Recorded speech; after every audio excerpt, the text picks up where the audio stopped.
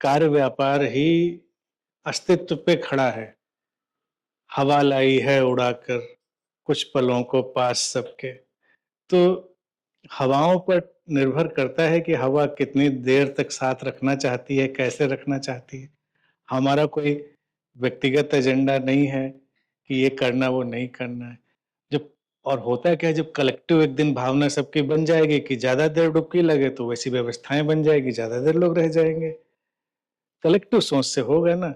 अब ये नहीं होगा कि हम पहले कहीं सब व्यवस्था बनाएँगे और फिर लोग डुबकी लगाएँगे। लोग बनाएँगे व्यवस्था, हम भी उसमें डुबकी लगाएँगे। कलेक्टिव सोच से होता है। आज इतने लोग साथ बैठ रहे हैं, तो ये भी कलेक्टिव सोच से है। मुझे नहीं था किसी को ज्ञान देना है, ज्ञान लेना है, किसी को बताना है। मैं तो बहुत कम बोलने वाले लोगों में से हूँ, जबकि आज सबसे ज़्यादा बोलने वाला काम मैं कर रहा हूँ। अगर मैं अकेले रहता हूँ जब अनंत में, तो हफ्ते 10 दिन में आधा पेज बोलता हूँ तो मुश्किल होगा। तो होपफुली लोगों का जो भी यहाँ का प्रवास है वो अच्छा चल रहा है। कौन सा सेशन कर रहे हैं, नहीं कर रहे हैं, ये मायने नहीं रखता। हम लोग साथ में हैं, बस ये मायने रखता है। और साथ होते हैं तो एक फ्री फ्लो एग्जिस्टेंशियल चीज़ें निकलती हैं, वो ज़्यादा सुंदर होती हैं हमेशा। और पुराने लोगों ने देखा ही है कि मैं प्रोग्राम का कोई फिक्स्ड प्रारूप नहीं रखता हूँ कि ऐसे-ऐसे ही होगा, इतने बजे ही होगा। हालाँकि वो फिर भी लगता है फिक्स्ड जैसा ही है, लेकिन फिक्स्ड रखते नहीं हैं। वो आप सबकी भाव दशाएँ और आप सबका जो भी अ, इनर चेंज होता है, उसके हिसाब से बात भी बदलती है और उसके हिसाब से हमारे ध्यान भी बदलते हैं। यानी कि अगर मैंने सोच रखा हो कि ये वाला ध्यान कराएँगे, ज़रूरी नहीं वो वाला कराएँ। जब आप लोग सामने होते हैं तो मुझे लगता है नहीं, ये वाला ज़्यादा ज़रूरी है, वो वाला हो जाता है। तो फिक्स्ड नहीं रहता। और मेरे साथ रहते हुए भी फिक्स्ड की आकांक्षा नहीं रखनी चाहिए, क्योंकि मेरी टीचिंग का एक बहुत कोर फार्मूला है विज़डम ऑफ अनसर्टेनिटी, अनिश्चितता की प्रज्ञा। और जो इसको समझ लेता है, उसके जीवन में कोई तनाव और कोई परेशानी तो होती ही नहीं। सारी परेशानी सर्टेनिटी की है कि आप हर चीज़ को निश्चित बना लेना चाहते हैं। अब इसके बाद ये होगा, अब इसके बाद ये होगा। और जीवन तो ऐसा नहीं चलता। जीवन तो हमेशा अनिश्चित चलता है। क्या होगा अगले पल, किसी को नहीं पता। बाहर परिस्थितियों में क्या होने वाला है, शेयर मार्केट गिरने वाला है, उठने वाला है, तो आपको तो कुछ भी नहीं पता। अभी आप सोच के आए थे कि आप जाएँगे, ये चीज़ इतने में खरीद लेंगे, जब तक बाज़ार पहुँचे पता चला इसके तो भाव बढ़ गए। क्यों बढ़ गए? पता चला ऐसा-ऐसा हो गया है, ट्रक वालों ने स्ट्राइक कर दी, सामान नहीं आया, चीज़ें महँगी हो गई। एनीथिंग कैन हैपन, यानी कहने का तात्पर्य है। और फिर रहा सवाल हमारी साँसों का, आती-जाती रहती हैं तो हम लोग टेकन फॉर ग्रांटेड ले लेते हैं कि आती-जाती रहेंगी, किस पल ना आए तो हमारा कोई ज़ोर तो है नहीं। तो इसलिए विज़डम ऑफ अनसर्टेनिटी बहुत पावरफुल और बहुत इल्यूमिनेटिंग चीज़ होती है, और वो आपके लिए बहुत हीलिंग फोर्स भी होती है, इसलिए मैं इसको बता रहा हूँ। जैसे मान लीजिए आप बीमार हैं, तो आपका लीनियर थिंकिंग होती है। लीनियर थिंकिंग में आप सोचेंगे बीमार हैं, सुबह, दोपहर भी बीमार होंगे, शाम को ऑलमोस्ट सपोज्ड है, शाम को भी बीमार होंगे, या ये बीमारी हुई है तो 3 दिन तो बीमार होंगे ही, या हफ्ते भर बीमार होंगे। लीनियर थिंकिंग है। विज़डम ऑफ अनसर्टेनिटी में आप काम सब कर रहे हैं, आप ट्रीटमेंट भी कर रहे हैं, आप ख़्याल भी रख रहे हैं, लेकिन आपको ये नहीं पता कि दोपहर को हो सकता है आप ठीक हो गए हों, हो सकता है शाम तक बीमारी गायब हो गई हो। तो विज़डम ऑफ अनसर्टेनिटी बहुत हीलिंग पावर भी है। वो आपके इनर रिसोर्सेज़ को जनरेट कर देती है, क्योंकि आप कोई पैटर्न नहीं दे रहे हैं। और लीनियर थिंकिंग में क्या होता है, जो हमने इधर, जैसे जो कल हमने ध्यान पीएलआर के नाम पर कराया था, वो उसका आधा हिस्सा प्रोग्रेसिव रिलैक्सेशन था। तो हम आधा हिस्सा वो अवेलेबल करा देंगे सबके लिए ऑनलाइन। पूरे की ज़रूरत नहीं, वो आधा प्रोग्रेसिव रिलैक्सेशन वो सबके काम का है। आप रिलैक्स होइए और उसके बाद फिर आप अपने को जो प्रोग्राम देना चाहें। और हम लगातार प्रोग्राम दे रहे होते हैं अपने आप को, कोई उससे बचता नहीं। इसीलिए मैं कहता हूँ कि प्रोग्राम दीजिए, और सबसे अच्छे प्रोग्राम होते हैं हायर प्रोग्राम्स, अनसर्टेनिटी का प्रोग्राम। ये प्रोग्राम देना, जैसे आज बीमार हैं तो ये प्रोग्राम दीजिए कि कल दोपहर तक मैं ठीक हो जाऊंगा। आमतौर से लोग यही सिखाएंगे पॉजिटिव थिंकिंग में कि अब मैं स्वस्थ हूँ, या हिप्नोसिस हिप्नोथेरेपी पे भी यही सिखाते हैं। मैं कहूँगा वो थोड़ा हल्का प्रोग्राम है। आप बड़ा प्रोग्राम ये दीजिए, अभी बीमार है, अगले पल पता नहीं, आई डोंट नो। तो आपने बहुत बड़ी रेंज को एक्सेस कर दिया और जिसमें किसी निराशा की संभावना नहीं। तो ये सारी चीजें रिलैक्सेशन और programming, wisdom of uncertainty, non doer, ये 2 प्रोग्राम ऐसे हैं, अगर इनको आप देख के वो चलते हैं, नो प्रॉब्लम। और जिस दिन वो सेटल्ड हो गई, आप अकॉर्डिंग टू माय कांसेप्ट आप इनलाइटेंड हैं। किसी और के कांसेप्ट में आप इनलाइटेंड नहीं हो सकते, क्योंकि आप पानी पे नहीं चल पाएंगे, आप त्रिकालदर्शी नहीं हो पाएंगे, आप किसी को छूकर जादू नहीं कर पाएंगे, ये सब नहीं कर पाएंगे। हालांकि कोई नहीं कर पाता है, ये सब किस्से हैं, लेकिन आप सेटल्ड हो जाएंगे।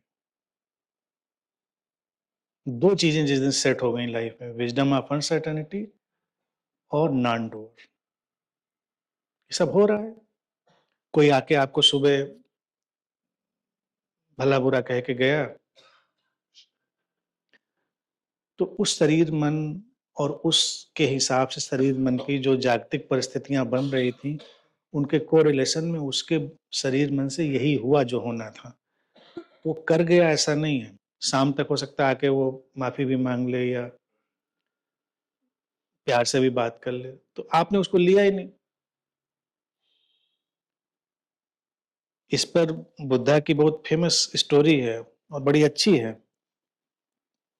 तो आनंद उनके साथ रहता था। स्टोरी 50 बार मैं भी सुना चुका हूँ, और भी सुनी होगी आपने, उनके लिटरेचर में है। तो कहते हैं एक व्यक्ति आया और उसने उनको भला बुरा कहा। बुद्ध ने उसको देखा, मुस्कुरा दिए। फिर वो 2-3 दिन बाद फिर आया। उसने कहा कि गलती हो गई, मुझको ऐसा नहीं कहना चाहिए था, मुझे माफ कर दीजिए। बुद्ध ने फिर मुस्कुरा दिया, उन्होंने फिर भी कुछ नहीं कहा। फिर चला गया, 3-4 दिन बाद फिर आया। उसने कहा कि आप मुझे संन्यास दे दीजिए, मुझे दीक्षा दे दीजिए। बुद्ध ने फिर मुस्कुरा दिया, कुछ नहीं कहा, ना दीक्षा दी ना कुछ कहा, वो फिर चला गया। तो आनंद ने पूछा कि आप कुछ कहते क्यों नहीं इसको, कि गाली दिया तो भी आपने कुछ नहीं कहा, उसने माफी मांगी तब भी कुछ नहीं कहा, और ये। तो बुद्ध ने कहा कि ये तो उसके भीतर बादल घुमड़ रहे हैं, मैं उस पर क्या कहूं। उसके भीतर के घुमड़ते बदलते बादलों पर मैं क्या प्रतिक्रिया करूं। एक बादल घुमड़ा तो उसने गाली दे दी, फिर दूसरा बादल घुमड़ा, उसने माफी मांग ली, फिर तीसरा बादल घुमड़ा, उसने कहा संन्यास दे दो। तो बुद्ध ने आगे ऐड नहीं किया, बस ये ऐड ही हो सकता है, फिर चौथा बादल घूमनेगा, कहेगा मैं संन्यास छोड़ता हूँ आपका।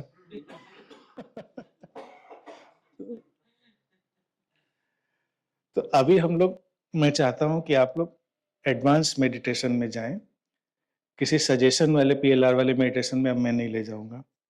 वो प्रिपरेशन थी कि मैं ले जाऊं, लेकिन अब मैं उसको ड्रॉप कर रहा हूं, क्योंकि आप लोग इतने मैच्योर हो चुके हैं, उसकी जरूरत नहीं है, और तो काम भी नहीं करेगा। क्योंकि इतना स्ट्रांग सजेशन क्या अंडरस्टैंडिंग आपके अंदर आ गई है कि उस खिलवाड़ में आप अब जा नहीं पाएंगे, पास्ट लाइफ रिग्रेशन ये सब। तो ये मेरे साइड से बहुत सक्सेसफुल स्थिति है, और आप लोगों की साइड से भी बहुत सक्सेसफुल स्थिति है कि आप उस मैच्योरिटी पर हैं कि जब आप किसी भी सतही सुझाव या हल्के सुझाव के साथ जा ही नहीं सकते, क्योंकि अब वो आपकी मान्यता नहीं, आपकी नोइंग में ठहर गया है।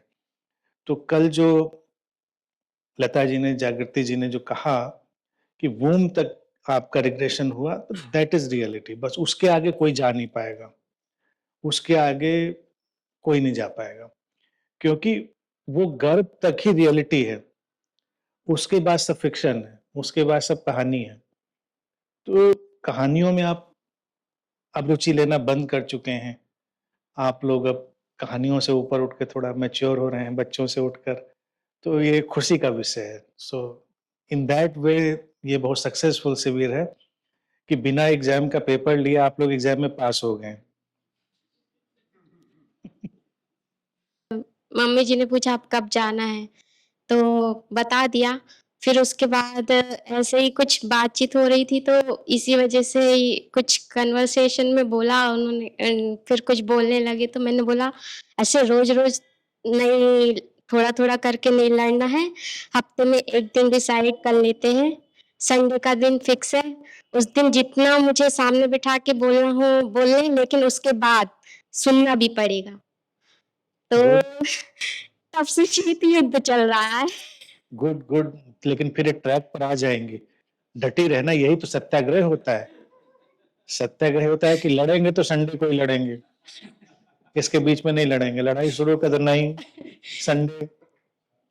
तो बोला तो होता ये है कि वो संडे के अलावा सब दिन बोल लेती हैं क्योंकि उनको पता है कि अब ये इसने बोल दिया है तो अब ये पीछे लग जाएगी। नहीं तो इस कान से सुन के उस कान से निकाल दिया करो। कह दो हम सुन ही नहीं रहे, हम तो संडे को सुनेंगे। जब वो कुछ बोले तो कुछ बोले तो कुछ गाना-वाना गाने लगो, कुछ करने लगो, कह दो नहीं सुनेंगे, संडे को सुनेंगे। तो बोले किसने तुमको ये सिखाया? तुमने बोला अनंशी तो बोले बढ़िया ही अनंशी वाली।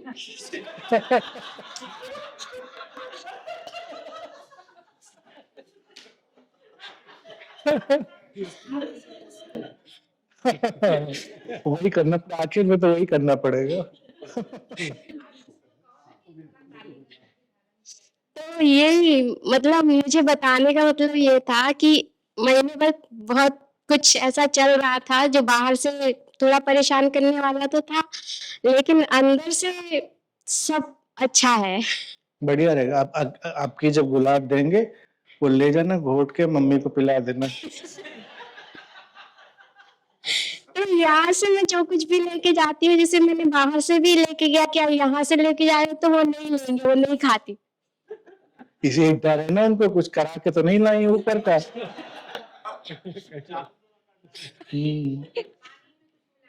हाँ। अब की बार लीजिए ना प्रसाद तो कहना स्पेशली अनंत ने आप ही के लिए दिया है। तो सभी चीज़ों के लिए बहुत अहोभाव और आभार रहता है हमेशा। कभी हाँ, आकाश जैसे ही आप फ़ील होते हैं कि कभी हम ना देखें लेकिन ये एहसास ज़रूर है कि आकाश तो हमेशा हमारे ऊपर है। Very good. ये इनलाइटनमेंट है। एक किस्त आ गई तुम्हारे पास। One installment is enough. मैं आप जैसे बोलते हैं कि प्रश्न तिरोहित होने लगते हैं तो अब शायद वही फेज में हूँ। कुछ ज़्यादा है नहीं, बस एक टोटल अंडरस्टैंडिंग वाली जर्नी अब चल रही है। हर चीज़ की अ, हर एक मोमेंट की गहराई का अनुभव जैसे होता है और बहुत ज़्यादा ठहराव आ गया है। चीज़ों को देखने का पर्सपेक्टिव काफ़ी बदल गया है। तो ये ट्रांसफॉर्मेशन है। ये जो प्रोसेस है ये जो हम टोटल अंडरस्टैंडिंग की तरफ जब बढ़ते हैं तो किसी सीक्वेंस में होता है या रैंडम चलता है बस? कोई सीक्वेंस नहीं होती, सब रैंडम होता है। एक टाइम पर सारे पीसेस ऐसा लगता है कि जुड़ गए हैं, लेकिन होता रैंडम है। अवेकनिंग कभी भी सिस्टम बाय सिस्टम नहीं आती। अवेकनिंग स्कूल के सिलेबस की तरह नहीं होती। अब ये क्लास पूरी हो गई, ये क्लास पूरी, वो रैंडम कोई भी कहीं से भी घुमड़ती हुई चीजें चली आती, फिर एक दिन सेटल्ड होती हैं। तो क्वेश्चंस बहुत लोगों के तिरोहित हो रहे हैं, ये मैं देख रहा हूँ। अंडरस्टैंडिंग भी बहुत बढ़िया आ रही है, सब बहुत अच्छा है।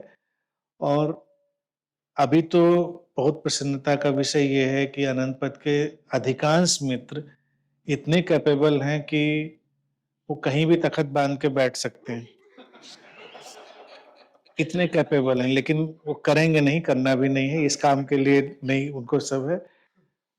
बोलने के लिए मैं उत्साहित क्यों करता हूँ, ये हो सकता है मेरी कंडीशनिंग भी हो, क्योंकि मैं बोलने में इतना अ, लगातार एट ईज़ रहता हूँ, तो मुझे कई बार ये शायद कंडीशनिंग ही हो, तो मुझे लगता है लोग क्यों नहीं बोलते हैं इतने एट ईज़ ढंग से। मेबी ये कोई हो सकता है, लेकिन उसके पीछे कांसेप्ट मेरा ये लगता है कि एक्सप्रेशन जब बहुत हमारा फ्लूइड हो जाता है, तरल हो जाता है, तो अंडरस्टैंडिंग भी उतनी ही और प्रगाढ़ हो जाती है, गहरी हो जाती है। देखो, हमको मौन में भी उतना ही सहज होना चाहिए, बोलने में भी उतना सहज होना चाहिए। तो अनंत पथ के मित्रों को मैं यही एक्सपेक्ट करता हूँ कि वो यूँ बोलने का कोई उनको वायरस नहीं है, कि वो बोलेंगे ज़बरदस्ती, माइक छीन-छीन के बोलेंगे, बटन पकड़ शायरों की तरह से बटन पकड़-पकड़ के शायरी सुनाएँगे। मौन है, लेकिन बोलने कह दिया जाए तो 1 घंटे बोल सकते हैं आराम से, धारा प्रवाह, कोई दिक्कत नहीं है। तो ये इस एटीट्यूड में होना चाहिए। अकेले हैं, कोई प्रॉब्लम नहीं। भीड़ में है तो कोई प्रॉब्लम नहीं। यानी ऐसे अकेले नहीं मैं चाहूँगा कि हो जाएँ कि मिलना-जुलना पड़े तो कहें प्रॉब्लम हो रही है, मुझे मिलना-जुलना। मिलो-जुलो, लेकिन कोई ख्वाहिश नहीं है कि कोई मिल-जुल के हमको कोई कंप्लीट कर रहा है। अकेले भी पूरे, भीड़ में भी पूरे, मौन में भी पूरे और मुखरता में भी पूरे। ये शायद मेरी जो चाहत है आप सबको लेके, इसके लिए मैं बार-बार कहता रहता हूँ कि बोलिए, रखिए अपनी बात। आप प्रवचन देने के लिए नहीं कि आप प्रवचन देना है, लेकिन just we can share anything और कम से कम अपना जॉय शेयर कर सकते हैं। तो क्या होता है वो परिपूर्णता बनेगी कि आप मौन भी पूरे हैं, मुखर भी पूरे हैं, अकेले भी पूरे हैं, साथ में भी पूरे हैं, कोई समस्या नहीं। तो इसलिए बाकी सब बहुत सुंदर है। जब अच्छा होता है तो हमारी पूरी बीइंग में रिफ्लेक्ट होता है। हमारे तन, मन, आवाज़, आँखें सब बदल जाती हैं। और बदल जाती हैं तो सबको दिखती हैं, ऐसा नहीं कि नहीं दिखती, सब दिखती हैं। सबके अंदर बहुत अच्छे बदलाव हैं, ये अच्छी बात है। हाँ, ये जो एक अभी आप जो बोल रहे हैं जो बीइंग में हमारी बीइंग में अगर इफ़ेक्ट होता है तो मैंने ये भी फ़ील किया है कि वो इफ़ेक्ट स्पिल आउट भी होता है और जो हमसे लोग जुड़े हुए हैं, उन तक भी पहुँचता है ये। तो वो एक रिलेशनशिप में भी वो उस चीज़ का मैनिफेस्टेशन होता है वो। बिल्कुल। और आप देखिए डीपली स्पिरिचुअल हुए और रिलेशनशिप खराब हो जाए, तो ये उचित नहीं है। ज़्यादातर लोगों को लगता है कि आध्यात्मिक का मतलब परिवार में क्लेश होना चाहिए। जितने ज़्यादा आध्यात्मिक उतने परिवार में ज़्यादा क्लेश, ऐसा नहीं। हाँ, कोई क्लेशी टाइप के लोग हैं, तो वो उनका सॉफ्टवेयर वैसा बना है तो वो अलग मसला है। कुछ लोग उपद्रवी किस्म के होते ही हैं, उधर नहीं। अदरवाइज़ जब आप डीप स्पिरिचुअल होते हैं तो जैसे मैं कल भी कह रहा था, आप एक नदी की तरह बहते हैं। तो वो जो नमी है वो चारों तरफ जाती है। तमाम पौधे, घास सब हरी होने लगती है, तो संबंध भी ज़्यादा जीवंत होने लगते हैं।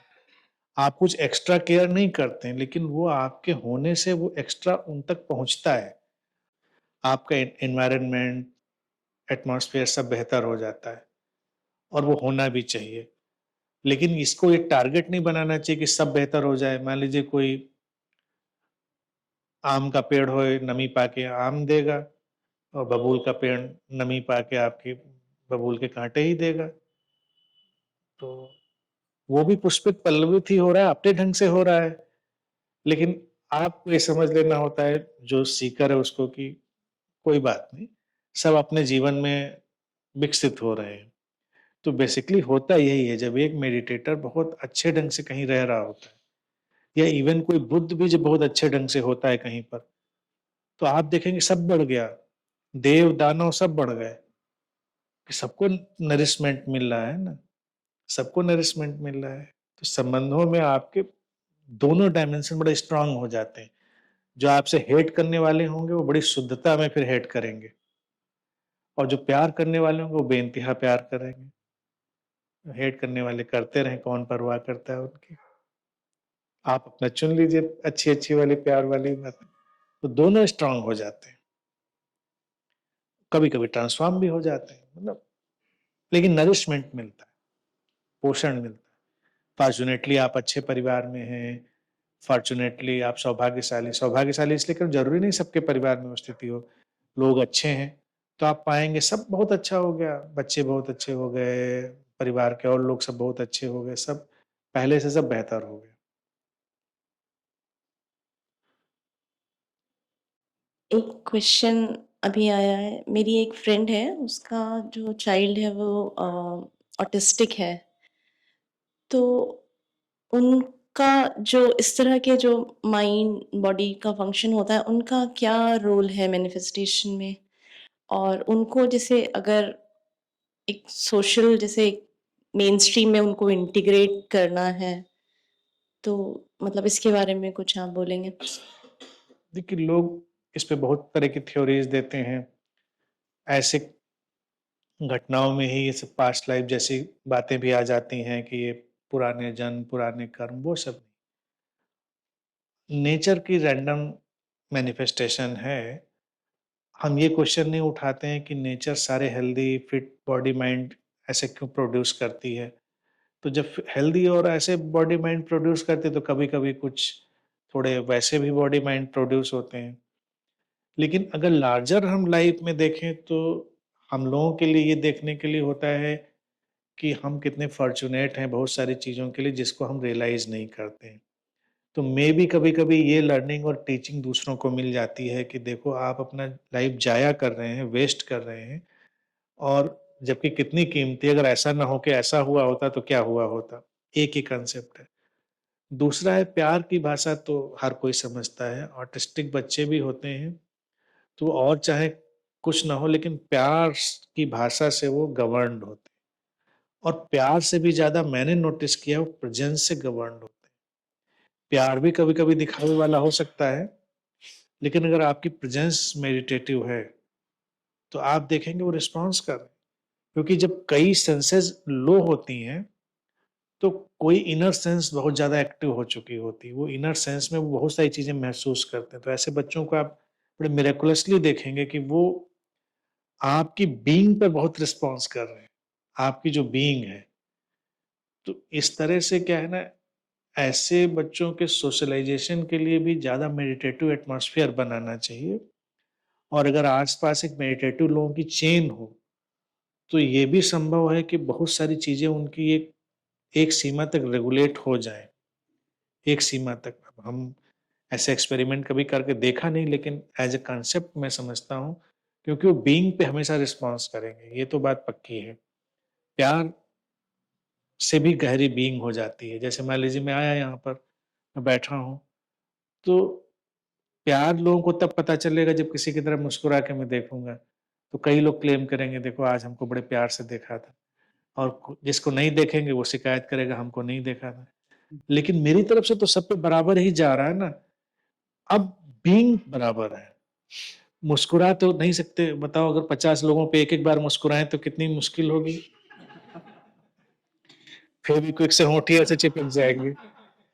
तो लेकिन बीइंग में तो इक्वलिटी इतनी व्यापक है कि हम आए बैठे सबके लिए बराबर और वो सब लोग फील कर पाएँगे। कोई उसको प्यार की तरह अनुभव करेगा, कोई उसको किसी और तरह से अनुभव करेगा। तो यही चीज़ जो ऐसे बच्चे भी होते हैं ना, वो नेचुरली इस मेडिटेशन की वाइब को और जो डीपर वाइब्स हैं उनको बहुत अच्छे से महसूस करते हैं। तो उनके पास पेरेंट्स को भी बहुत ऑथेंटिक होके रहना चाहिए, बहुत प्रामाणिक होके। कोई नकलीपन नहीं, कोई दिखावा नहीं, बिल्कुल ऑथेंटिक। फिर आप देखेंगे कि कुछ बड़े ही ड्रास्टिक चेंजेज़ आ सकते हैं। या ऐसे जो ह्यूमन बीइंग्स हैं जो कि थोड़ा डिफरेंटली एबल्ड हैं, तो उनके भीतर भी सीकिंग होती है? डिफरेंट ढंग से सीकिंग है, वही मैंने कहा बीइंग की सीकिंग उनके अंदर भी है। कभी करके देखिए पेरेंट्स चूँकि कभी ट्राई ही नहीं करते ना, अपने घर में 15 दिन एक मेडिटेटिव एटमॉस्फेयर बनाएँ वो, तो आप देखेंगे कि बच्चे को उसकी लॉन्गिंग पैदा होने लगी। जैसे फूड की लॉन्गिंग है उसको आप हेल्दी पर्सन से ज़्यादा लॉन्गिंग होगी, उसको लगेगा ये लोग फिर आधा घंटा वैसे बैठें तो वो भी थोड़ा एन्जॉय करें। तो डीपर लॉन्गिंग है।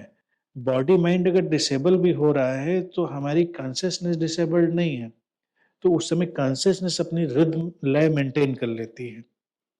तो इसीलिए ज़्यादा फ़ोकस वहाँ पर ऑथेंटिक होना चाहिए। जितना ऑथेंटिक हो जाएँगे पेरेंट्स और मेडिटेटिव उतना चीज़ें बेहतर हो जाएँगी।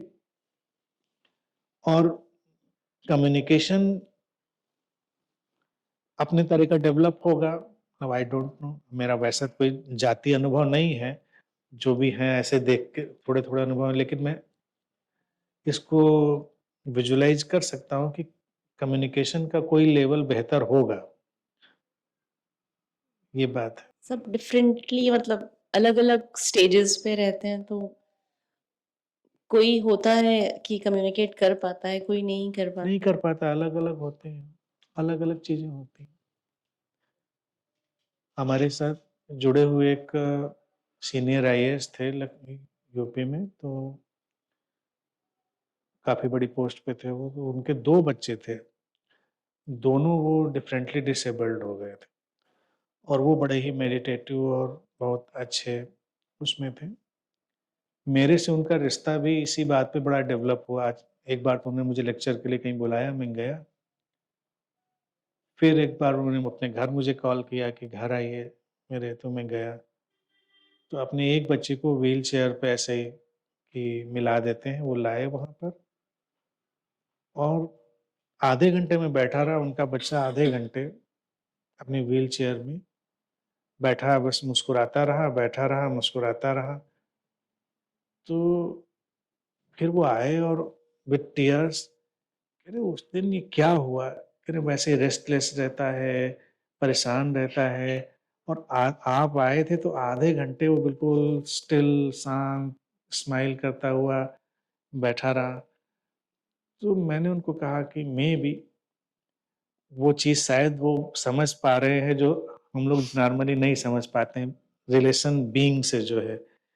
तो वो मेरे साथ अनुभव है, इस उस अनुभव के आधार पे मैं इस चीज़ को कहता हूँ कि बहुत सारे चेंजेस पॉसिबल हैं, अगर वो एटमॉस्फेयर क्रिएट करें लोग।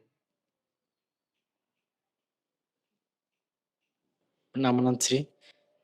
जैसे आज भी जो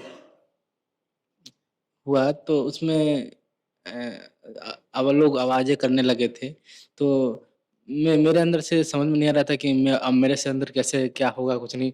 बस मैं सांसें ले रहा था, फेंक रहा था अराजकता से, लेकिन मेरे अंदर कुछ नहीं हुआ। जैसे कल भी आप बोले थे कि पीएलआर में कि 5 वर्ष की अवस्था में हो, वो अनुभव करो। तो 5 वर्ष अवस्था की कोई मेमोरीज तो है नहीं, तो हम ऐसे ऐसे ही इमेजिन कैसे कर सकते कुछ भी। और आप गर्व की बात करने लगे कि गर्व में आप हो, तो उस समय में तो और थॉटलेस हो गया कि कुछ तो है ही नहीं मेमोरीज, कोई क्या इमेजिनरी करें। तो आज भी वैसे हुआ, तो आज भी तो कुछ नहीं हुआ मेरे को। जैसे आप देख रहा हूँ कि कैथोरिस हो रहे हैं लोगों की। अब मैं बस सांस ले रहा हूँ, छोड़ रहा हूँ अराजकता के साथ, लेकिन कुछ नहीं हो रहा है। तो क्या मेरे में अंदर कुछ है कि मतलब जो भी कचरा वचरा जो भी है वो है कि नहीं, कुछ है ही नहीं कुछ।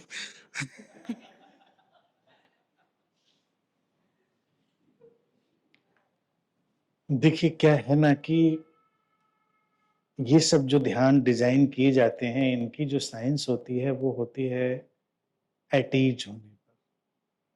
कुछ हो इसकी आशा पर नहीं होती कि क्या हो और क्या नहीं हो। ध्यान होता है जस्ट बीइंग, न ये न वो। तो अब जब क्या होता है, हम टेक्निक्स के चक्कर में पड़ते हैं, तो हमको लगता है कि ये मुझे भी होना चाहिए, या मुझे ऐसा होना चाहिए, मुझे वैसा नहीं होना चाहिए। तो वो होने के फेर में बहुत सारी चीजें रुक जाती। और फिर क्या होता है ना कि हमारी बहुत सारी चाइल्डहुड कंडीशनिंग, टीनेज कंडीशनिंग हमको होल्ड करके रखना चाहती है। हम लोग एक्सप्रेशन से डरते हैं। तो कैथार्टिक मेडिटेशन का सबसे बड़ा चैलेंज यही होता है कि अपने अपने पर्सनैलिटी को ड्रॉप करना। उसी को मैं कहता हूँ from person to presence. Person क्या है, वो बड़ा स्टिफ हो जाता है। पर्सन को लगता है चिल्ला रहे हैं, अभी तो शक्ल से अच्छे भले लग रहे थे, चिल्ला रहे हैं, अब मैं काहे को चिल्लाऊं, मैं कौन सा बच्चा हूँ, मैं मेरे अंदर क्या कचरा भरा पड़ा है, मैं निकालूं, मैं क्यों ऐसा करूं। तो वो हम वर्ड नहीं देते इन चीजों, कई बार वर्ड देते हैं, कई बार बिना वर्ड के हमारे अंदर सब चलने लगता है। फिर फिर कई बार लगता है पता नहीं ये बचकानापन है, तो where is the problem in being child? बच्चे जैसे हो जाने में क्या प्रॉब्लम है? बच्चे से हो सकते हैं। पर्सनैलिटी को हम लोग बहुत ज्यादा होल्ड करते हैं, तो जितना पर्सनैलिटी को होल्ड करते हैं उतनी प्रॉब्लम होती है ऐसे डीपर मेडिटेशन में जाने में। तो अपनी पर्सनैलिटी, हमारा चैलेंज ही होता है पर्सनैलिटी को ड्रॉप करना, और वो ड्रॉप हम अपने संकल्प से ही करते हैं कि नहीं परवाह करते हैं, हमने छोड़ दिया अपने आप को, तब अंदर से चीजें आती हैं। अंदर बहुत कुछ पड़ा होता है हमारे, वो आता है। अब जैसे 5 साल की मेमोरी पे मैं कहूँ, हाँ बहुत लोगों को नहीं होती, मुझे ही नहीं है 5 साल की मेमोरी, बल्कि मुझे तो 7 साल से नहीं है मेमोरी। तो लेकिन जब हम कहेंगे कि 5 साल की मेमोरी में आप जाइए, तो हमको फ्री छोड़ना पड़ता है। कुछ भी आए बाएं साए, कुछ भी हमारे अंदर, तो वो आए बाएं साए जो आता है ना, वो ब्लॉट्स क्लाउड्स, उसमें से कोई चीज बर्स्ट होके निकलती, कभी कभी वो सबकॉन्शियस से भी निकल सकती है। हम पुश करते हैं थोड़ा, हम थोड़ा सा पुश करते हैं, जैसे कोई चीज एकदम से ड्रॉप नहीं होती, मेमोरीज को पुश करते हैं। गर्भ की मेमोरी तो किसको होती है, किसी को नहीं होती गर्भ की मेमोरी, अगर कहा जाए गर्भ, लेकिन हिप्नोथेरेपी में हम उसको यूज करते हैं। मेरी जो टीचिंग और एक्सपीरियंस का एक बहुत बड़ा पॉइंट है, वो गर्भ की मेमोरी का इतना बड़ा माया जाल है, अनकॉन्शियसली हमने उसको इतना स्टोर कर रखा है कि ये जो धर्म और अध्यात्म के 80% जो सब चोंचले, चोंच वाले चोंचले और कर्मकांड, अभिप्साएं, ये सब उसी पे खड़ी हुई है। Past life, death, tunnel experience, rebirth, सब उसी पे खड़ा हुआ है। एक्सटेसी, समाधि। सोचो, अगर समाधि जैसी चीज की कोई मेमोरी ही नहीं व्यक्ति के पास है, तो वो सीख कैसे कर रहा है, वो कैसे खोज रहा है? डीपर ब्लिस की अगर कोई मेमोरी ही नहीं है, तो कैसे खोज रहा है? हमने जो फल खाया ही नहीं, हम उसकी तलाश में क्यों कर रहे हैं? अनादिकाल से मनुष्य परम आनंद की तलाश में है। गर्भ में परम आनंद की साइकोलॉजी अब इसको प्रूव करती है, मनोविज्ञान, की परम आनंद की स्थिति है। टोटल एफर्टलेस, पूरी तरह से नर्चर्ड, पूरी तरह से केयर्ड फॉर, सब कुछ वहां पर हमको अवेलेबल है। प्यार अवेलेबल है, प्रोटेक्शन अवेलेबल है, सब कुछ अवेलेबल। तो इंसान अपने जीवन में हद से हद क्या परिकल्पना करता है?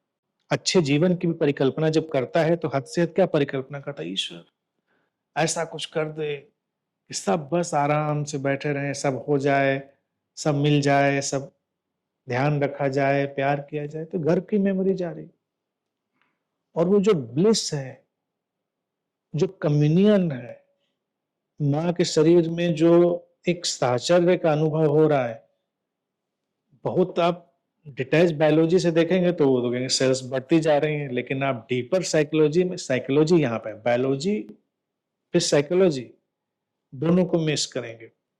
साइकोलॉजी में भी इस पर रिसर्च कर रही है, लेकिन मैं देखता हूँ, जो मेरा परसेप्शन है, कि वो मेमोरीज ने बहुत बड़ा रोल प्ले किया। तो वहां से समाधि और एक्सटेसी तलाशता है। तो जब मेमोरी में गर्भ के जाएगा, तो वो क्या देखेगा? ऐसे तो थोड़ा ही कुछ देखेगा, प्लेसेंटा में पड़ा हुआ हूँ, मेरी इतनी वर्षी आंख है, ये सब, ये तो फोटोग्राफ में देखा है, ये तो सबको फोटोग्राफ में आ जाएगा। लेकिन जब गर्भ की मेमोरी, तो व्यक्ति ब्लिस में जा सकता है, एक्सटेसी में जा सकता है, सिक्योरिटी प्रोटेक्शन में जा सकता है। गर्भ से बड़ा प्रोटेक्शन नहीं होता हमारे पास। हम कितनी भी बड़ी बुलेट प्रूफ जैकेट से लेके और सिक्योरिटी और ये सब तलाशते हैं, बढ़िया से मजबूत कार और मजबूत घर, हर मजबूत से मजबूत घर गर्भ का ही एक मैनिफेस्टेशन है। जितना कंफर्टेबल घर बनाना हम चाहते हैं, वो उसी स्थिति को क्रिएट करना चाहते हैं। अब यहां तक तो ये हो गया। फिर क्या होता है कि मृत्यु के पार का अनुभव, आफ्टर लाइफ। प्रीवियस लाइफ नहीं है तो आफ्टर लाइफ कहाँ से आएगी? और ये सब तो कहाँ से आता है? वो एक्सपीरियंस। जब अभी तो आप सिजेरियन में पैदा कर ले रहे हैं, लेकिन मेमोरी तो फिर भी पड़ी हुई है, मेमोरी तो बॉडी से यूनाइट है। अच्छा, उस अनुभव से पहले दूसरी चीज देखिए कि व्यक्ति जीवन पर्यंत एक ऐसे प्यार की लॉन्गिंग करता है जहां पर तुम न रहो, हम न रहें, होता है ना। मिलता नहीं, किसी किसी को बहुत फॉर्चुनेट होता हो, मिल जाता हो ऐसा प्यार, लेकिन सोचता यह है कि सब दूरियां समाप्त हो जाएं, वो कम्युनियन एकात्व, वो, लेकिन ये तो वो गर्भ में रियलाइज कर रहा है माँ के साथ ना, वो उस शरीर के साथ वो कम्युनियन रियलाइज कर रहा है। इसीलिए माँ और संतान का एक जो बॉन्ड है वो कितने भी उपद्रव के बावजूद बना ही रहता है, कुछ भी उठापटक हो जाए तो वो लॉन्गिंग ऑफ लव गर्भ से आती। जब वो पैदा होता है बच्चा, तो जो पैसेज जाता है, जो वेजिनल कैनाल से वो निकलकर जब बाहर रोशनी की दुनिया में आता है, सारे धर्म के लिटरेचर, सारे अकल्ट के लिटरेचर उठा लो, वो यही एक्सपीरियंस बताते हैं कि मरने के बाद इंसान एक टनल में प्रवेश कर जाता है और टनल के बाहर रोशनी है, रोशनी भगवान की तरह, खुदा की तरह उसको दिखाई देती है। आफ्टर दैट टनल, तो एक टनल एक्सपीरियंस के नाम से आप सर्च करेंगे आपको सब यही मिल जाएगा। But way tunnel experience mind में कहाँ है? टनल एक्सपीरियंस तो माइंड में वहीं पर है, वो जन्म से हर बच्चा जानता है। तो अब मरेगा तो मेमोरी कहाँ से लाएगा? मरते समय वो प्रिसाइज हो रहा है, कंसाइज हो रहा है, वही मेमोरी रिपीट कर देगा, कॉपी पेस्ट हो जाएगी। फिर जितने भी आफ्टर डेथ एक्सपीरियंस सुनोगे किसी के भी, तो आफ्टर डेथ एक्सपीरियंस में क्या बताएगा? हमारे रिलेटिव्स लेने आते हैं, हमारे जो दोस्त रिश्तेदार लेने आते हैं हमको। बच्चा पैदा होता है तो रिश्तेदारी तो लेने आते हैं, दुश्मन थोड़े लेने आते हैं। हाँ, किसी किसी को लेने आते होंगे किडनैप विडनैप करने, तो उसको दुश्मन ही लेने आते होंगे। ऐसा बच्चा जो ऐसी कंडीशंस में, बड़ी खराब कंडीशंस में पैदा हुआ हो, तो वो मरते समय जरूर ये देख सकता है कि सब राक्षस आ गए लेने मुझको, सब चले आ रहे हैं। ये कल्पनाएं तो वहीं से सब आ रही है, तो मेमोरी में सब पड़ा हुआ है, ये सारा आध्यात्मिक अनुभव, ये देवी देवता। अब जब पहली बार उस बच्चे को जो अभी असहाय बेसहारा होकर अपनी मोस्ट कंफर्टेबल सिचुएशन से निकलकर बाहर आ गया है, जो डॉक्टर नर्स माँ या जो भी उसको संभाल के सहेज के उसको केयर देते हैं, उसको फीड करते हैं, सब देवता हैं, सब देवदूत हैं, एंजल हैं उसके लिए, उसकी मेमोरी में। तो वहीं से सब एंजल्स की खोज, वहीं से सब देवी देवताओं की खोज उसके दिमाग में पड़ी है। तो ये सब वही है। तो इसीलिए वो मेमोरी बहुत पावरफुल मेमोरी सभी को है। फिर हम उनको उन पे धर्म खड़े कर लेते हैं, ये होता है। तो जब मैं कहूँगा गर्भ की मेमोरी में जाओ, तो मेमोरी यही सब होती है, और मेमोरी थोड़ा ही कुछ होती है। व्यक्ति को फीलिंग्स आएंगी फिर, और आफ्टर लाइफ का सारा ये माया जाल इसी पे खड़ा हुआ है। कोई मेमोरी और है ही नहीं व्यक्ति के पास, यही सारी मेमोरी है जो कॉपी पेस्ट उधर कर देता है व्यक्ति। मेडिटेशन के जो आज हमने मेथड किया, so that is, I have heard something like that as hyperventilation, या जो हम करते हैं, तो वो बहुत क्विक वो स्टेट में पहुंचने में हेल्प करता है। So is it a practice जो हमें रूटीन में भी करनी चाहिए, या without guidance it should not be कर सकते हैं, प्रैक्टिस? गाइडेंस में नहीं करना चाहिए का देखिए कोई मसला नहीं है।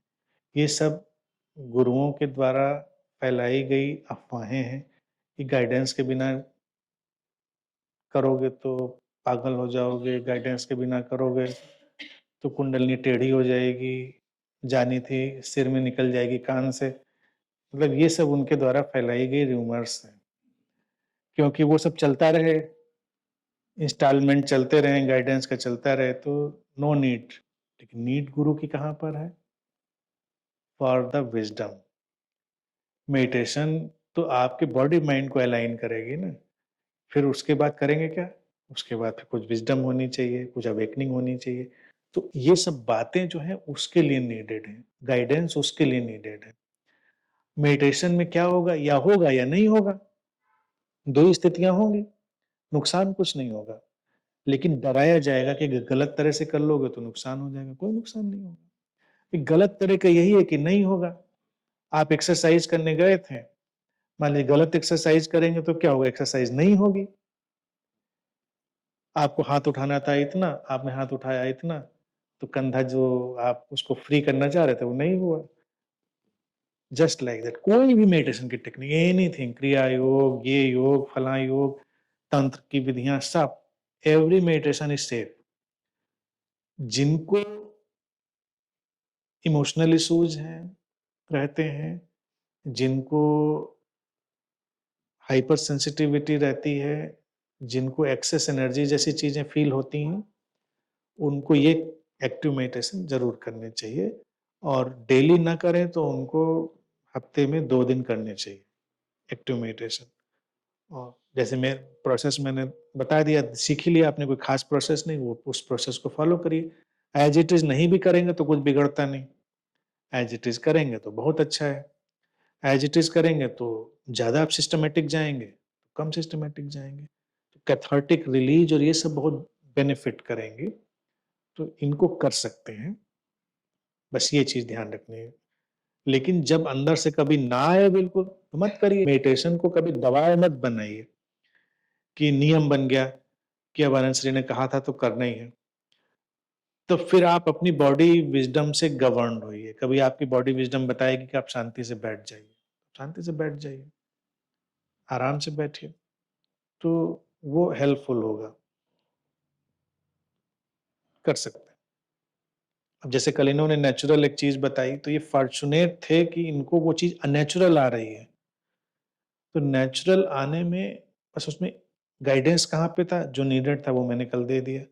उसको ऐड करने के बाद ब्लास्ट हो सकता है अगर 3 महीने किया। रियलाइजेशन, पीस, वो सब चीजें। विज्ञान भैरव तंत्र की तो 4-5 विधियां ऐसी, मैंने तो सारी 112 पे बोल दिया है, अवेलेबल है। बचपन से मुझे 4-5 विधियां नेचुरल कोर्स में मेरे साथ थी। तो हमने जो विज्ञान भैरव तंत्र को देखा, हमने कहा वो ये सिखा रहे हैं। जैसे एक विधि उसमें विज्ञान भैरव तंत्र में है कि अपने टोटल एक्सपेंशन में चले जाने की, जब कहीं भी कोई विभाजन नहीं रहता, आप पूरी तरह से एक हो जाते हैं, एक्सपैंड हो जाते हैं धरती आकाश सब में। तो बचपन से ही मैं जब बैठता था तो एकदम से बॉडी कॉन्शियसनेस खत्म हो जाती थी और मुझे लगता था कि सब एक लय में सब गुथ गया है, सब मैं एक हो गया हूँ, सो जॉयफुल, और आराम से बैठ के एंजॉय करता रहता था चीजें। तो ये था इंक्लूसिव मेडिटेशन। तो मेरी लाइफ स्टाइल में नेचर के थ्रू इंक्लूसिव मेडिटेशन अपने आप आ गया। लाइफ में नेचुरल मेडिटेशंस आ रहे होते हैं, थोड़ा उनको बस गाइडेंस की जरूरत होती है, सिस्टमेटिक उस तरह से हो जाए तो फिर वो मेडिटेशन में कन्वर्ट हो जाते हैं। मेरे केस में अब ये नेचर को शायद इस रोल में डालना होगा, तो चीज बिल्कुल फुल पैकेज में ही आई, यानी कि जो आई और जो विज्ञान भैरव तंत्र ने बताई उसमें कोई भी रत्ती भर का भी अंतर नहीं था। तो ये रोल का डिफरेंस हो सकता है, लेकिन हर किसी को हो सकता है कंप्लीट पैकेज ना आए, पता चलता है आपको आधी किस्त तो मिली है और आधी किस्त नहीं मिली है, तो वहां पर डिस्कशन होना चाहिए। और वो इसलिए भी होगा कि आधी पूरी किस्त का मसला, क्योंकि तभी तो आपको मिलने की चाहत हो रही है ना, कि चलो अनंत श्री से मिलते हैं, तभी तो चाहत, तभी नेचर वो आपको इम्पल्स देगी। जैसे मुझे नेचर ने कोई इम्पल्स कभी नहीं दिया। ऐसा थोड़ी था कि हम कहीं जा नहीं सकते थे, कहीं मिल नहीं सकते थे, या बड़े ईगो में ऐठे-ऐठे घूमते थे, किसी से नहीं मिलेंगे हम। ऐसा कुछ भी नहीं था। हम तो, मुझसे तो ओपन पर्सन ही नहीं था कि जो मिल जाता उसको मिल लेते। लेकिन इम्पल्स नहीं था, क्योंकि जो चीज आ रही थी वो हमेशा फुल पैकेज में आ रही थी, फुल पैकेज। लेकिन जब ये सिचुएशन बनती है तो इसका मतलब नेचर ने आपको गाइडेंस तो दे दिया।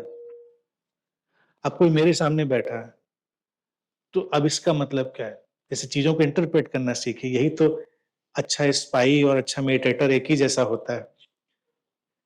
नेचर ने तो अलाइनमेंट बिठा दिया ना कि आपको इस सिचुएशन में, इस सर्कमस्टेंस में ही कुछ होना होगा, तभी तो आप इस मोमेंट पर यहाँ पर हैं। अदरवाइज इस मोमेंट पर आप यहाँ पर क्यों होते? तो उस मोमेंट को फिर यूटिलाइज करिए, उस मोमेंट का पूरा भरपूर सदुपयोग करिए।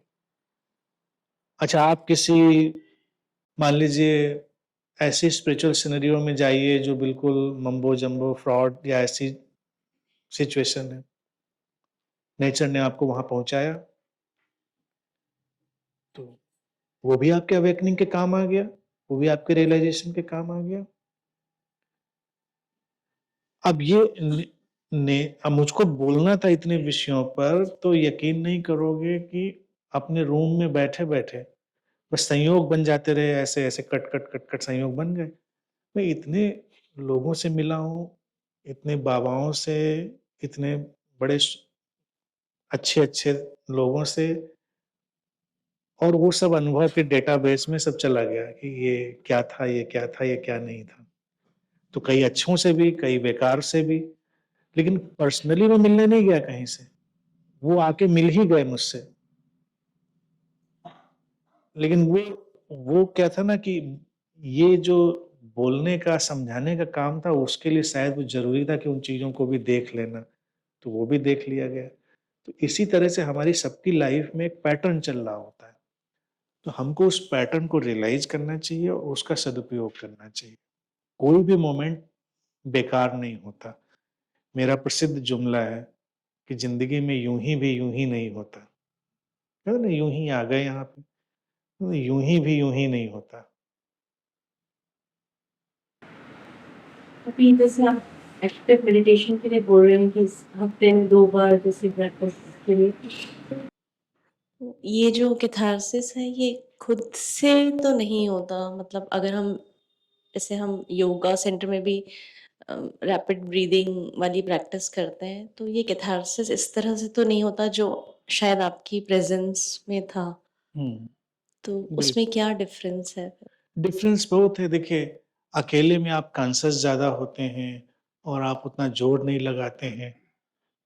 मेरे साथ होने में आपकी पोजीशन बस वही होती है जैसे आप माँ के साथ बिल्कुल प्रोटेक्टेड, केयर्ड, उस तरह की सिचुएशन में हैं, तो आप रिलैक्स ज़्यादा होते हैं, आप अपने को छोड़ पाते हैं फ्री, और मैं भी थोड़ा पुश कर पाता हूँ आपको, तो दोनों का कॉम्बिनेशन बन जाता है।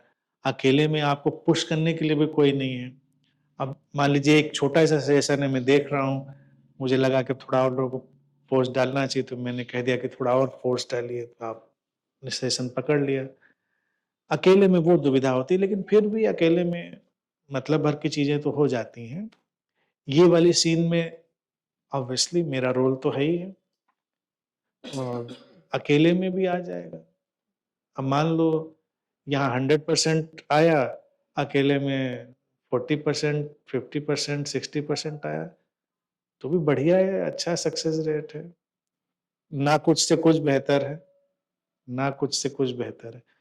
लोग टेक्निकली क्या करते हैं, जब ये वाला जो इशारे मैंने दिया है, इसमें लोग करने लगते हैं भस्त्रिका, भस्त्रिका प्राणायाम, तो वो जोड़ देते हैं कि हम भस्त्रिका प्राणायाम कर रहे हैं, लेकिन मैंने इसको उससे डिफरेंस इसमें डाला था कि भस्त्रिका में फिर भी एक पैटर्न है, इसमें कोई पैटर्न नहीं है, धीमा हो सकता है, तेज हो सकता है, दाएं बाएं कैसा भी हो सकता है। इट्स जस्ट लाइक विजुअलाइजिंग एक तूफान जैसे हमारे भीतर से जा रहा है, तो ये बॉडी माइंड को हमारे एकदम से अलाइन करता है, क्योंकि हमारे भीतर हर इमोशन ऐसे ही तूफान की तरह उमड़ता घुमड़ता है। तो बस भस्त्रिका से थोड़ा डिफरेंस इसको हम कर देते हैं। भस्त्रिका में आप अपने नेवल पे, पेट पे थोड़ा जर्क ज्यादा देते हैं, ऐसे करके। इसमें कोई जर्क नहीं है, कुछ नहीं है, तेज ब्रीदिंग है, कोई पैटर्न नहीं है एक्चुअल में, बस इतना डिफरेंस है। बाकी भस्त्रिका का ही भाई बहन है। थोड़ा ये उपद्रवी भाई बहन है जो नियम नहीं मानता। जैसे कल आपने कहा कि जानवर लोग सर्वाइवल के लिए जीते हैं, पर मनुष्य इसके ऊपर जीता है। जैसे मनुष्य किसी का अगर हत्या मर्डर करके आता है और शांत बैठना चाहे तो शांत नहीं बैठ पाता। जैसे आपने कल कहा कि 4 स्तंभ, peace, happiness, love and harmony. तो ऐसे अगर हम किसी जानवर की हत्या कर या चिकन या मटन या मछली अपने सामने मार के लाए, उसको बनाए और खाए, और उसके बाद हम तुरंत ध्यान में बैठे, तो क्या हम बैठ सकते हैं? शांति मिल सकती है तुरंत? देखिए क्या है ना कि ये क्वेश्चन बड़ा डिबेटेबल क्वेश्चन रहा है स्पिरिचुअल सिनेरियो में। पहली बात तो मैं कोई वीगन मूवमेंट नहीं चलाता, नंबर 1 चीज। सबकी अपनी-अपनी फ्रीडम, अपनी-अपनी आज़ादी है। परसेप्शन है हमारे फ़ील करने पर। हमारे फ़ील करने का परसेप्शन सारी चीज़ को बदलता है। तमाम चीज़ें एक भोजन की तरह शामिल रही हैं।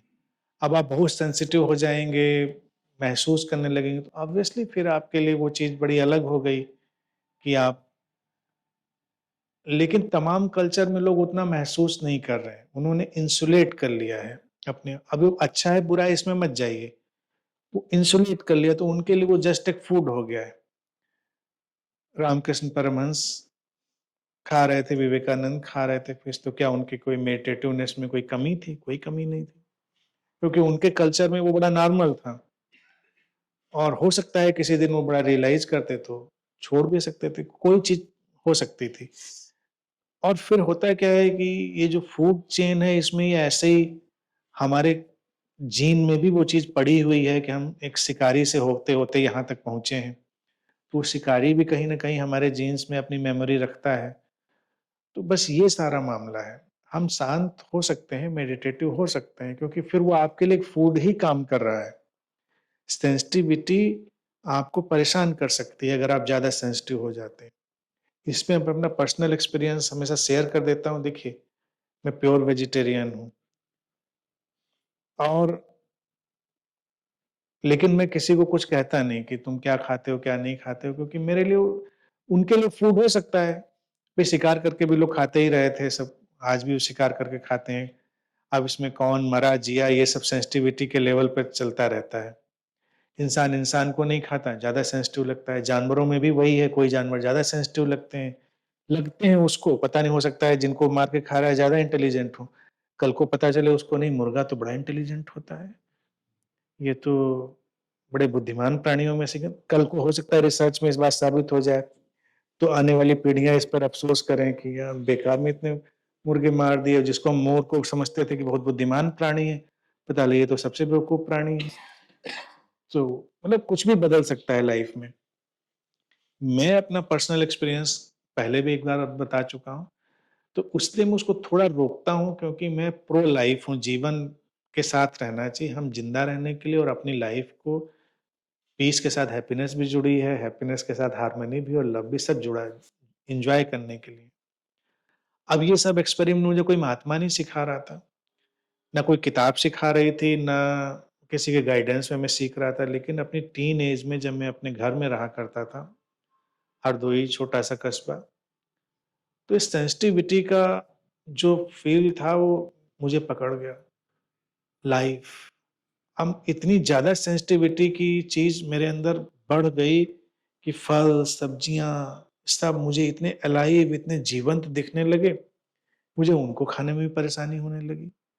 फिर इतनी परेशानी बढ़ गई कि आप यकीन नहीं करेंगे तकरीबन डेढ़ पौने 2 महीना, 2 महीना भी हो सकता है, मैं कुछ खा ही नहीं पा रहा था और घर में किसी को पता नहीं। मेरी मदर की डेथ तो बचपन में हो गई थी, तो घर में हम थे, फादर अपना चले जाते थे काम-वाम पे, उनको ज़्यादा पता नहीं।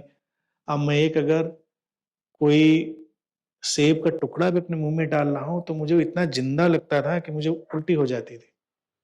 मैं कोई भी सब्ज़ी, फल भी खाने से बिल्कुल बाहर हो गया, खाया उल्टी करी। अब आज मैं सोचता हूँ कि अगर किसी ज़्यादा एडवांस शहर में एडवांस पेरेंट्स के साथ होते, तो उन्होंने साइकियाट्रिक ट्रीटमेंट करा दिया होता, कुछ दिन के लिए नूरमंजिल में भर्ती कर दिया होता, सेंसिटिविटी को चलते हुए कुछ ऐसा ज़रूर रहा होता।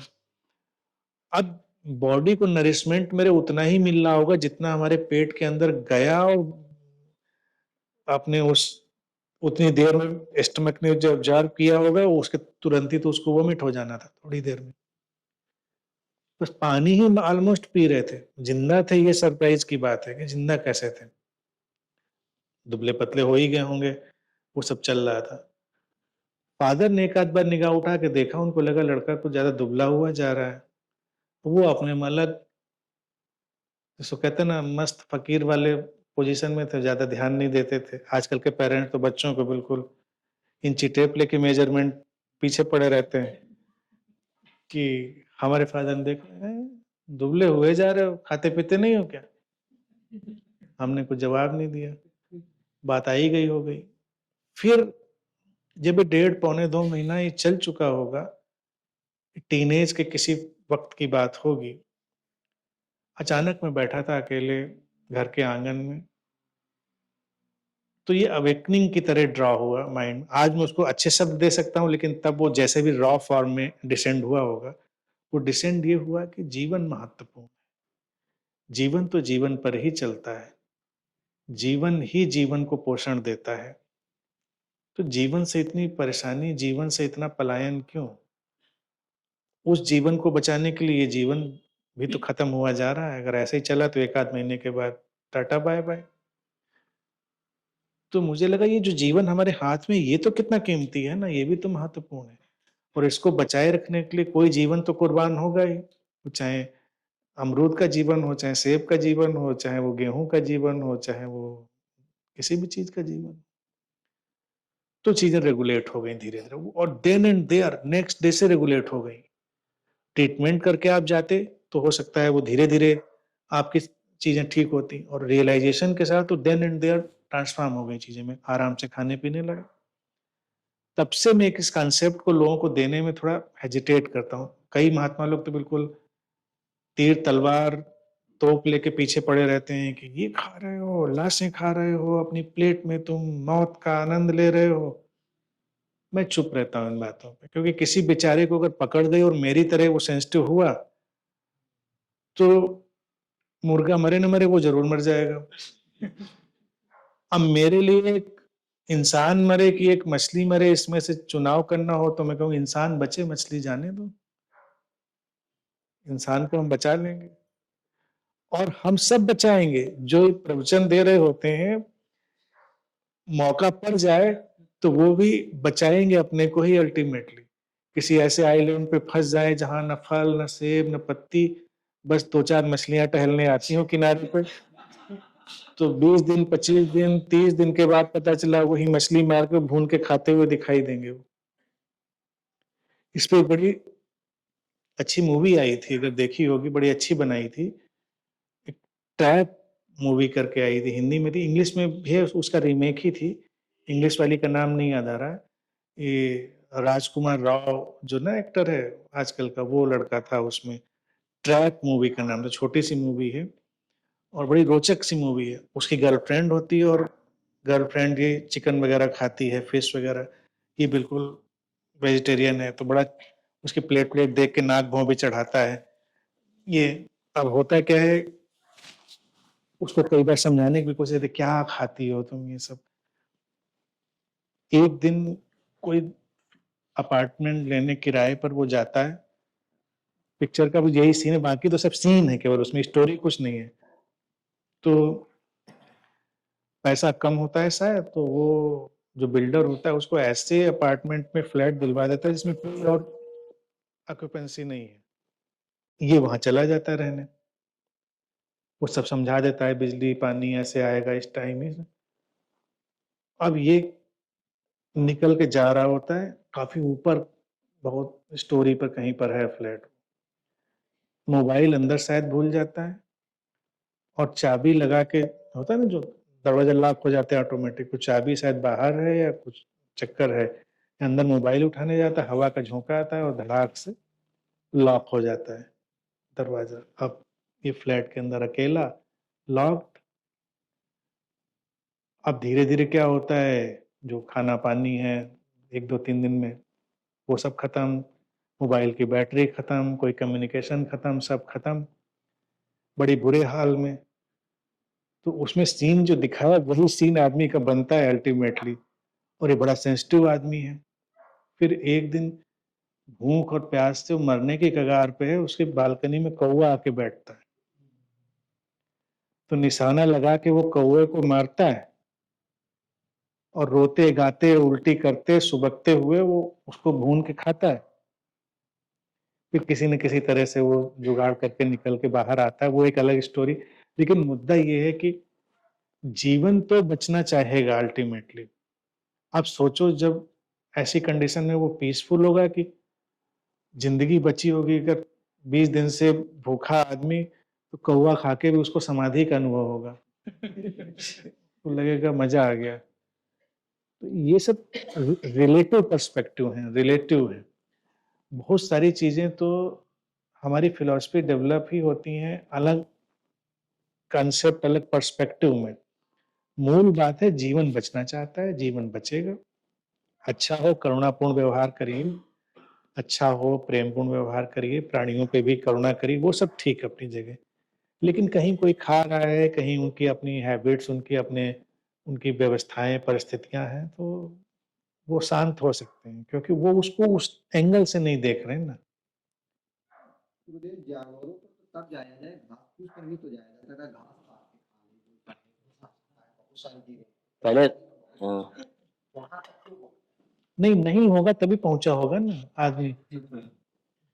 कर लिया होगा उसने सब कुछ तब पहुंचा होगा। जैसे तिब्बत में तो जो बुद्धिस्ट भिक्षुओं का जब खाना शुरू हुआ, बुद्धा ने तो बिल्कुल मना किया था नॉनवेज नहीं खाना। तो उनकी इतनी बर्फ में कुछ उगता ही नहीं था, कोई फल सब्जी घास थोड़ी उगती थी। तो कोई जानवर कहीं गिर के मर गया होता था, तो ये उनके आचार्यों ने अलाउ किया, जो उनके बुद्धिस्ट आचार्य थे, कि अहिंसा पालन करनी, हिंसा नहीं करनी है। आचार्यों ने कहा कि जो जानवर पे हिंसा मत करना, कहीं मरा हुआ पड़ा दिख जाए उसको खा लेना। आज की तारीख में कालांतर में क्या है, मरे हुए जानवर की मीट की दुकान, इतने मर रहे हैं, सब मरे हुए मीट की दुकान। आप तिब्बत में पहुंच, और इस समय सबसे विभत्स तरह से मांस खाने वाले तिब्बतन बुद्धिस्ट हैं। एक बार कृष्णा जी को पता नहीं याद है कि नहीं, सत्यभारती जी मुझे बता रहे थे कि कहाँ जाना हुआ था उनका, तो तिब्बतन एक आध लामा वगैरह थे साथ में, तो वो कार की डिक्की में सब कैलाश मांस काट काट के सब लेके साथ में जा रहे, तो कच्चा निकाल के खाते थे बुद्धिस्ट लामा। अब वो खा रहे हैं सब मरे हुए जानवर का मांस। हाँ, मरने तो पड़ेगा ना, कहेंगे पहाड़ से गिर के मर गया। वो गड़ासा रखा नीचे, ऊपर से छोड़ दिया, दुर्घटनावश मारा गया।